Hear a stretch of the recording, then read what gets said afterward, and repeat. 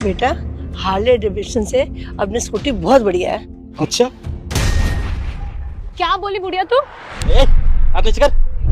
तेरी हिम्मत कैसी मेरी माँ के ऊपर हाथ उठाने की? हाँ? हाथ नहीं उठाऊं तो क्या करूं? इस बुढ़िया को बोल अपनी जुबान पे लगाम लगाएगी। और तूने क्या बोला? हार्ले बाइक बेकार है। अबे कभी तूने अपने सपने में भी देखी इतनी अच्छी बाइक जो इस बाइक को एक मामूली सी स्कूटी से कंपेयर कर रही है? मेरी माँ से फालतू बोला ना तो बर्दाश्त नहीं करूंगा। ये क्या फालतू बकवास करी जा रही है तू? अरे ओ, जैसे तेरी माँ है ना, इसको तो 2-4 थप्पड़ और लगाने चाहिए। जैसे इसको तमीज नहीं है ना बोलने की, उस अकॉर्डिंग तो यही लगता है इसको चांटे पड़ने चाहिए। कुछ भी बोले जा रही है बुढ़िया। अरे इतनी अच्छी बाइक है, 20 लाख की बाइक को तुम कबाड़ा बता रहे हो, वो भी एक स्कूटी से कंपेयर करके। अच्छा तो इस बाइक के बारे में तू बहुत कुछ जानती है? हाँ?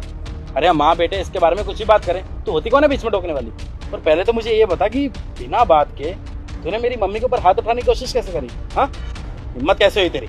अरे बेटा रहने दे, मुझे लगता है लड़की नादान है, इसके मुंह मत लग। मुझे भी ना कोई शौक नहीं है माँ और बेटे से बहस करने का। तुम जैसे लोग ना गरीब हो, तुम्हारी सोच ना इतनी होती है कि कोई अच्छी चीज देखी नहीं उसकी बेइज्जती करना शुरू हो जाते हो, क्योंकि उसे खरीदने के लिए तुम्हारी हैसियत तो होती नहीं है। तो सोचते हो अच्छी चीज देखी तो उसकी बेइज्जती करके कम से कम अपने मन को तसल्ली दे लेते हैं। तुम जैसे लोगों को ना मैं बहुत अच्छे से जानती हूँ, तुम्हारी खुद की औकात तो होती नहीं है और दूसरों को देख नहीं सकते हो। हाँ, ये तो वही वाली बात हो गई, खुद खरीदने की औकात नहीं है और उसकी बेइज्जती करके अपने आप को सेटिस्फेक्शन दे लो। हंसकर बदतमीज लड़की बहुत हो। सुबह से किसी ने कमेंट में जय श्री राम नहीं लिखा। आज सभी के काम बनेंगे और काम उन्हीं के बनेंगे जो कमेंट में जय श्री राम लिखेगा और 2 लोगों को शेयर करेगा। आशीर्वाद। क्या अब नहीं छोड़ो। अरे बेटा रहने दे, ऐसी लड़कियों के मुंह नहीं लगते, बदतमीज है ये। मुझे मारने की ना कोशिश भी मत करियो। एक आवाज में ना पूरा मोहल्ला इकट्ठा कर लूंगी और सबको बोलूंगी यहाँ पर तू मुझे छेड़ रहा है। पुलिस में अलग कंप्लेन करूंगी, जिंदगी भर चक्की पीसेगा। समझा तू? 2 कौड़ी के तुम लोग नहीं हो और अकड़ देखो जैसे कहीं पता नहीं रईस खानदान के हैं। अरे तेरे को कुछ आता भी है या नहीं? हाँ?